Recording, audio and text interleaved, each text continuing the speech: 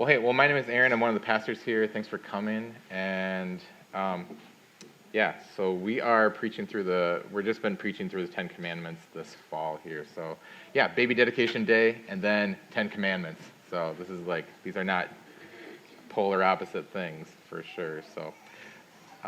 So this semester, like I said, we've been preaching through the Ten Commandments, which is in Exodus 20 in the Old Testament. And this morning, we're on commandment number 9. And after we get done with this series here next week, then we're going to be having an Advent series, and that'll just be in our lead up till Christmas. So if this is your first time here, you might be thinking, not trying to read your mind or anything, but you might be thinking, oh, you're talking about the Ten Commandments. You're giving us a list of rules from God. Great. This is one of those kind of churches. Cool. So Brandon, who's one of the other pastors here, he was up here, so he's been doing a great job over the last few weeks of just how explaining how the Ten Commandments, they aren't just a list of rules from God. So if that's what you think about when you think about the Ten Commandments, I would just graciously and humbly contend that that's kind of a simplistic and pretty casual way of thinking about the Ten Commandments, and it's just really not a super well-rounded way of thinking about those things. So instead, a more well-rounded way of thinking about the Ten Commandments is that they're not just a list of rules. Instead, they're a guide for what it looks like to worship God, because the Ten Commandments reveal a lot about who God is and what it looks like to reflect Him in our entire lives. The Ten Commandments ultimately reveal a lot about who God is and what it looks like to reflect Him in our daily lives. And that's important because what I just said in that last sentence there, that's a pretty good definition of what worship is. So worship is ultimately about seeing who God is and reflecting who He is in our hearts and our minds and our actions and our lives. So worship isn't fundamentally about coming to church and punching the clock and doing whatever it is we do here. Worship is ultimately about seeing who God is and then reflecting who He is in our minds and our hearts and our actions in all parts of our lives. Which partly includes being here today, but it's not just about being here today. So the Ten Commandments, they're not ultimately about shape up and obey these rules. The Ten Commandments are ultimately about worship because they reveal who God is and how we're to reflect Him. And that's true for the 9th commandment, which is what we're going over today, which says, "You shall not give false testimony about your neighbor." You shall not give false testimony about your neighbor. So in light of all that, we're just going to focus on 4 questions this morning when it comes to the 9th commandment. So 4 questions are, how is this command instructing us? What does this command reveal about God? How is this command confronting us? And how does the gospel transform us? So let's pray. So God, we know that we can only see things from your word unless you really open our eyes and empower us. So we just really need you for that. We need you to have me to speak with clarity and humility and boldness. So we just also need to have us collectively have ears to hear your word. So we need you for that, and we love you. Amen. So first question, how is this command instructing us? How is this command instructing us? So big picture, what we see often throughout the Ten Commandments is that each commandment gives us the worst example of sinning in some kind of way. It gives us the worst example of sinning in some kind of way. For example, hopefully it is uncontroversial to say that murder is the worst way of breaking the 6th commandment, which we went over a few weeks ago. But Jesus tells us that murder isn't the only way to break it. Jesus said that you can be angry with someone, and on a heart level, that's tantamount to murder. And adultery is the worst way of breaking the 7th commandment. But Jesus says that adultery isn't the only way to break it. Jesus said if you lust after someone, then that's tantamount to committing adultery in your heart. And the same is true for the 9th commandment, because the worst way of breaking this commandment was to give false testimony about your neighbor. So when God says that in the ninth commandment, what he's talking about is that, that's talking about the context of a courtroom where someone's life could be snuffed out if you falsify the truth. And that's because we live in a different world than it was like several thousand years ago, like when this was written. But like in the ancient world, someone's eyewitness testimony, that meant everything. And of course, eyewitness testimony still means a lot today. But today we also have stuff like audio recordings and video surveillance and fingerprints and DNA testing and things like that. But like in the ancient world, they didn't have any of that. So in the ancient world, if someone stood up to accuse someone of wrongdoing and a second person stood up to accuse with the same accusation, the life of the accused could be in jeopardy. So that's why if you gave false testimony about someone in the ancient world, that was a really big deal. So which is why the ninth commandment says, you shall not give false testimony about your neighbor, against your neighbor. So giving false testimony in a court of law in the ancient world, where someone's life could be in jeopardy, was arguably the worst way to break the ninth commandment. But just like the other commands, it's not the only way to break it. So for example, when we straight up lie or stretch the truth or inappropriately exaggerate or spread falsehoods or drop hints of gossip or slander in public or private settings, etc., there's so many ways.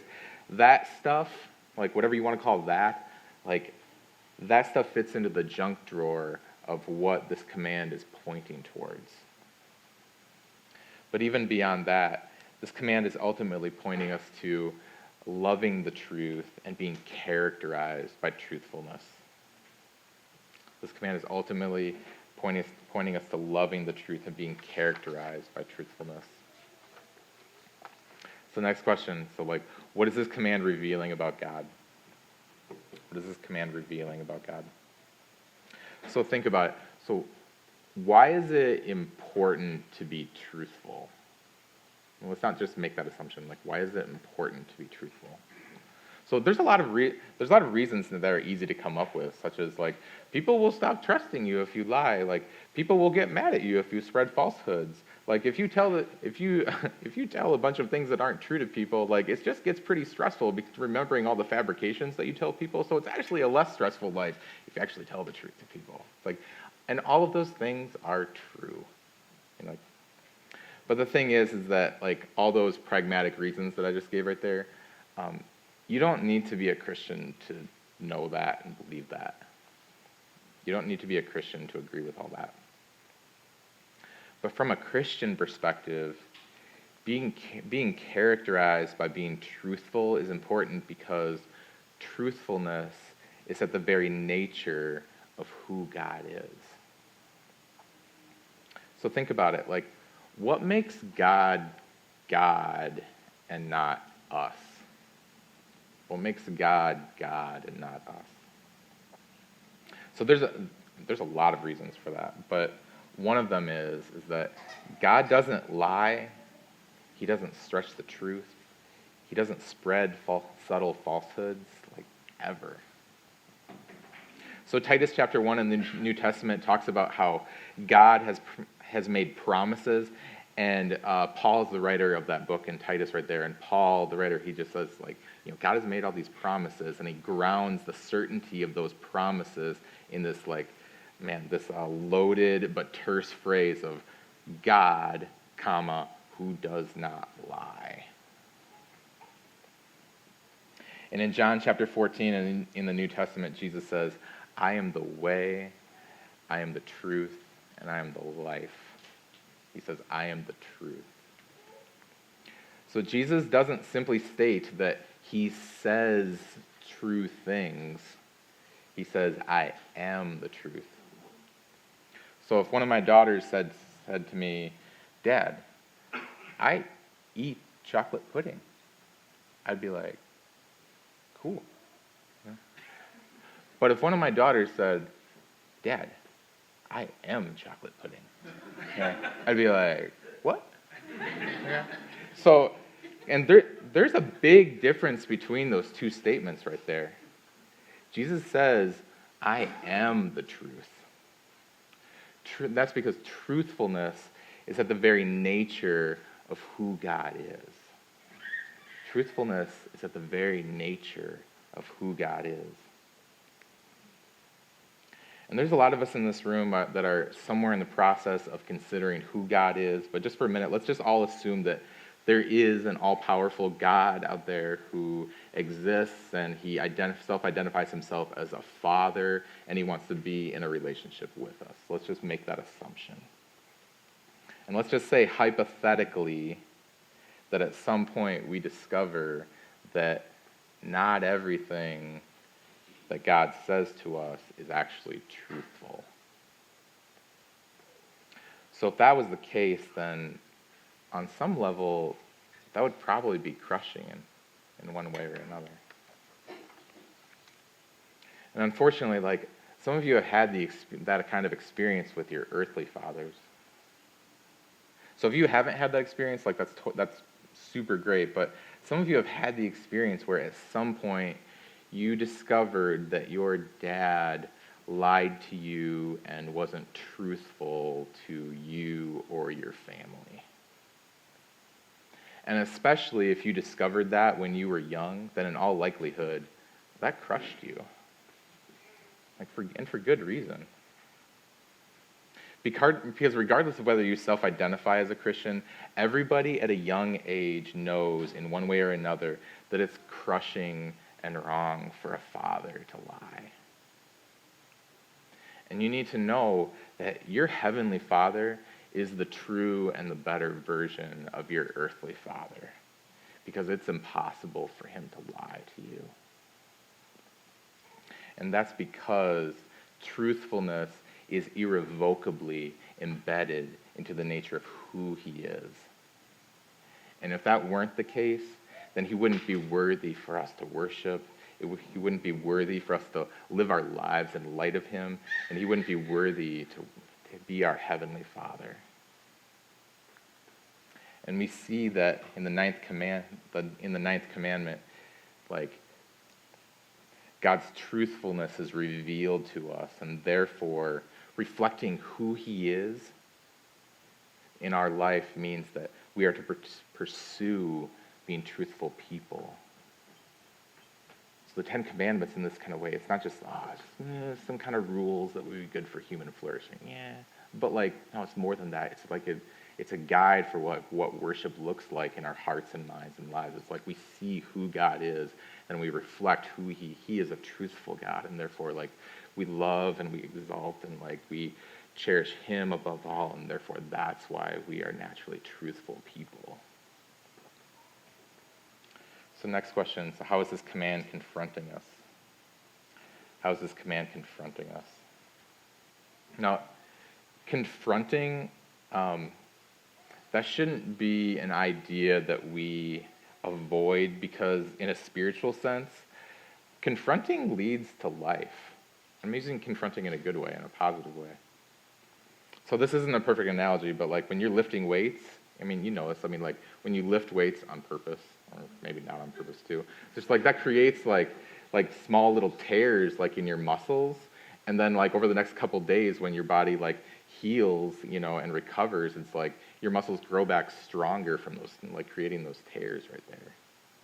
So from a physical standpoint, your muscles only grow when they're first confronted with what feels like pain. But that's how they grow. And the same is true for us spiritually, because from a spiritual standpoint, we often grow when we're first confronted with what first feels like pain. That's how we grow. So bottom line, we all dabble in various forms of lying and falsehoods and stretching the truth, inappropriate fabrications, whatever you want to call that, we all dabble in one way or another in that. So when you say you have time to do something, but you know you actually don't, when you act like you really know a lot about something, but you know you actually don't, When you exaggerate and frame yourself as a hero in some kind of anecdote, when in reality, you weren't as actually noble and blameless as the protagonist in that story that you're trying to picture yourself to be. Or when you exaggerate and frame someone else as being the bad guy, just like in the story that you're telling. When you exaggerate something on your LinkedIn profile so that those employment recruiters will just like see you just a little bit more clearly. When you conveniently withhold important information in a business meeting that would have potentially left you in a position of vulnerability. When you cut corners on your taxes, if you're sophisticated enough to know how to do that, like when you're talking to a customer service rep and you're not totally forthcoming about like how that piece of technology got broken, but you'd love it for still to be eligible for the warranty.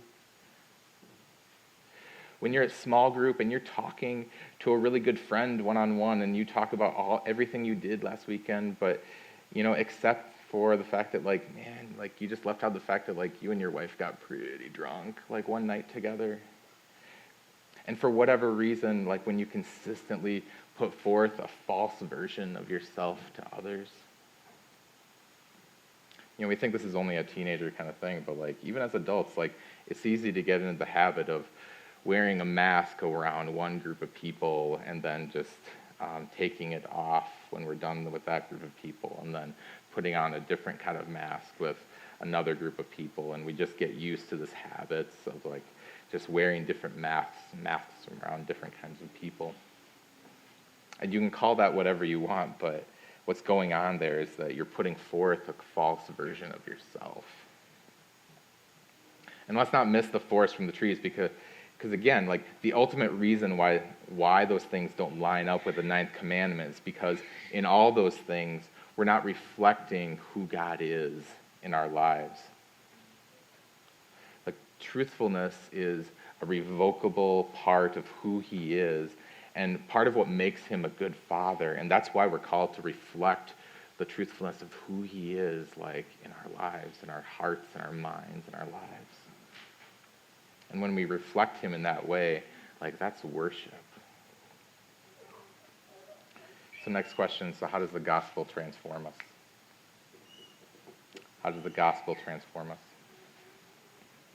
So in order to see how the gospel transforms us, we need to first ask the question, why do we sin in any particular instance in the first place? That's a big picture question right there.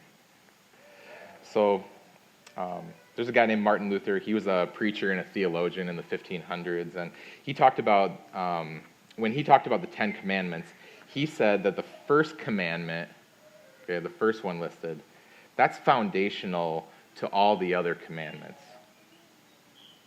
And he said that's because we won't break commandments. He said we won't break commandments number 2 through 10 unless we are in some way first breaking commandment number 1 in some way.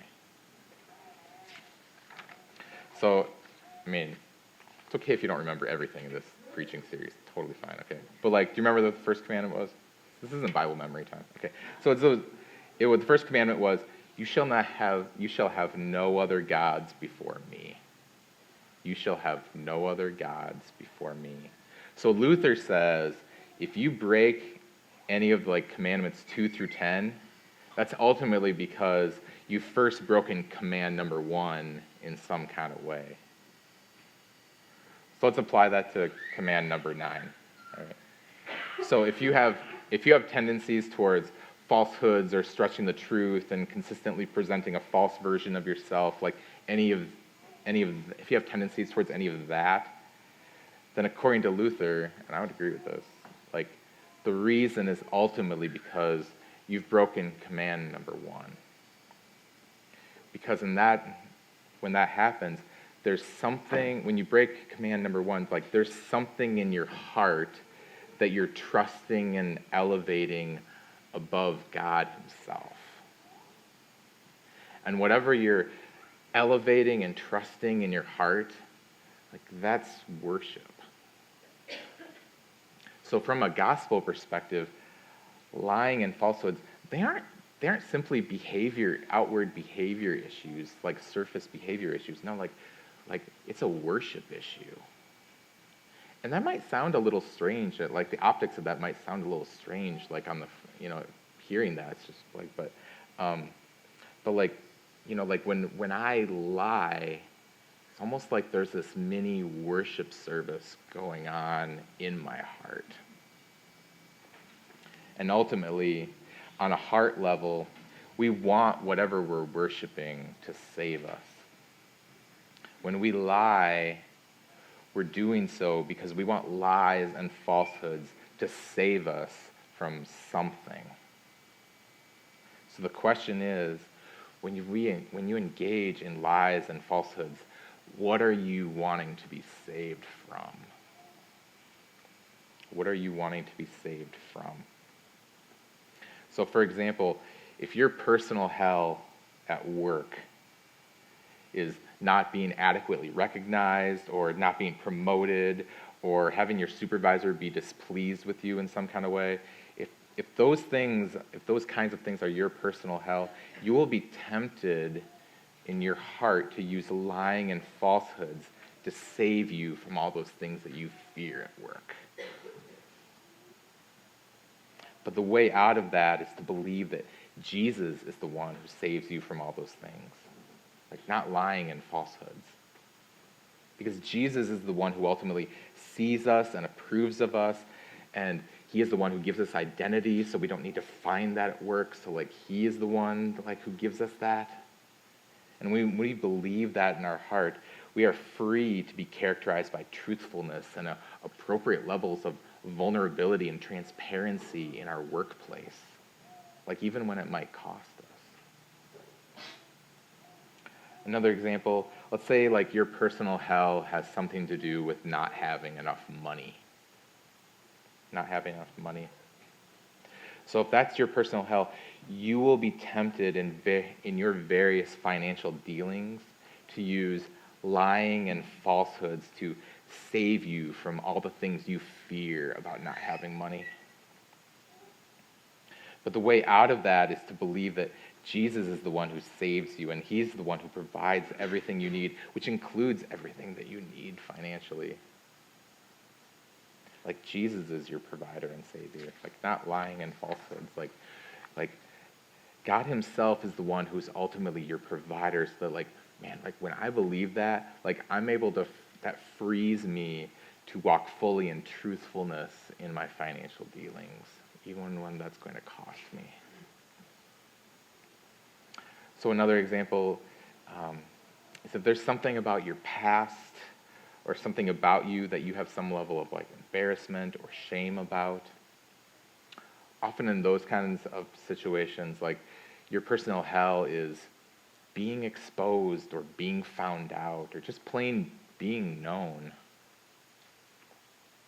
If any of those things are your personal hell, then you're probably going to be tempted to consistently put forth a false version of yourself. And on a side note, not everyone should know every single piece of information about us. Duh. Okay?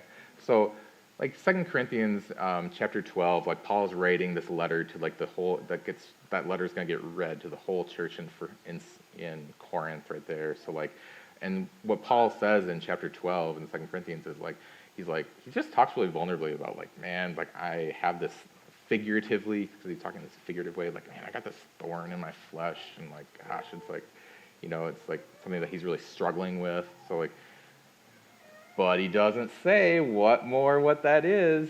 He doesn't super elaborate on what that is. It's not everyone needs to know every single piece of information about us. Okay. So with that big qualifier aside, okay. Often when we consistently project a false version of ourselves, it's because we want to be saved from some kind of personal hell. But the good news of the gospel is that two things are totally and fully true. We are fully known and we are fully loved. God fully knows you. If your personal hell is being found out, the good news is that you've already been found out. God fully knows you, and he fully loves you. Like, he doesn't, when you say he fully loves you, he doesn't love like the you that you're pretending to be, or the you that you're projecting to be, the you that you're in sales and marketing trying to like project onto everyone else. No, like he loves the real you.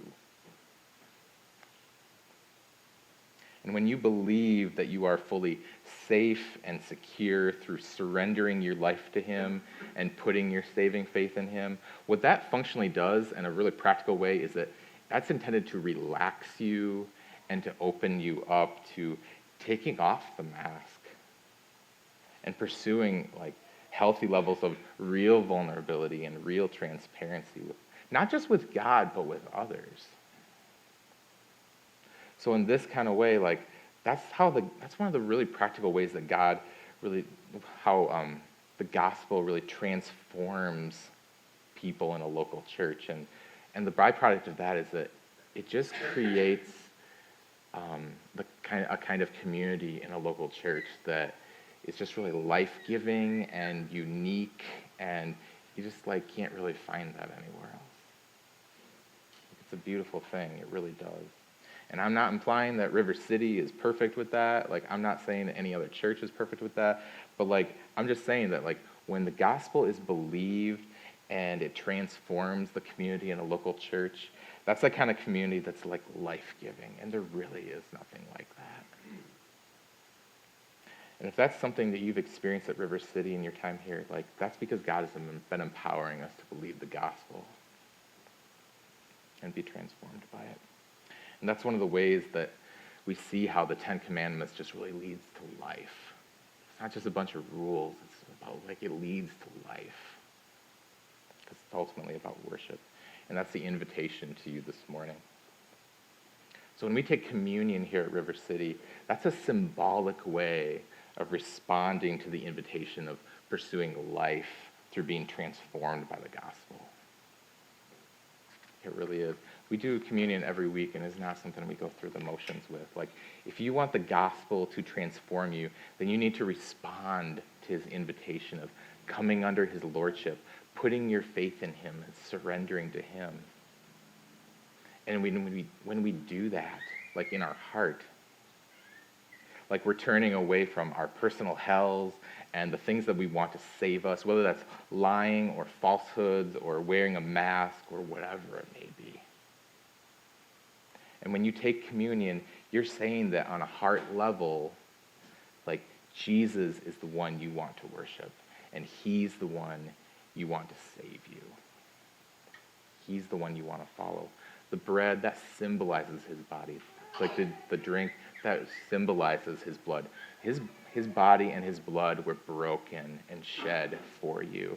You're the one that deserved to be broken and shed. No, Jesus was the one who was broken and shed for you. I encourage you to just pray before communion. Talk to him authentically, and don't make communion going through a religious exercise of going through the motions. Like I said, we don't go through the motions of few things here at River City.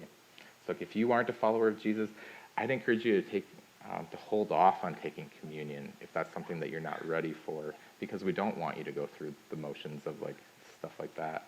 But that being said, if you're ready to respond to him, and receive him as your forgiver and as your leader, and you want to worship him on a heart level as your forgiver and as your leader, then go take communion. That's for everyone. Communion is not for the spiritual giants. It's for people who are they want to believe and they want to ask. They are broken before God. I'm just saying, God, I do believe, but you got to help me with my unbelief. It's come to him, surrender to him. So there's two communion stations in the back. You take the bread, you dip it in the juice, you take it that way. So the worship team is going to be playing 3 songs, so you can go up and take communion whenever you're ready during those 3 songs. Let's pray. So God, we're just thankful that you you invite us into life, and that we're thankful that you don't give us just a bunch of random rules, just because you're trying to control us or something like that. But you really love us, and you want us to to worship you and to come under you and to just really acknowledge you and follow you, God. So, man, we're just really thankful that you set everything up like that. So we just ask you for all of us, like individually and collectively, to just really come under you, like as we respond to you through communion and musical worship. And yeah, we want to say that we're thankful for you too. We love you. Amen.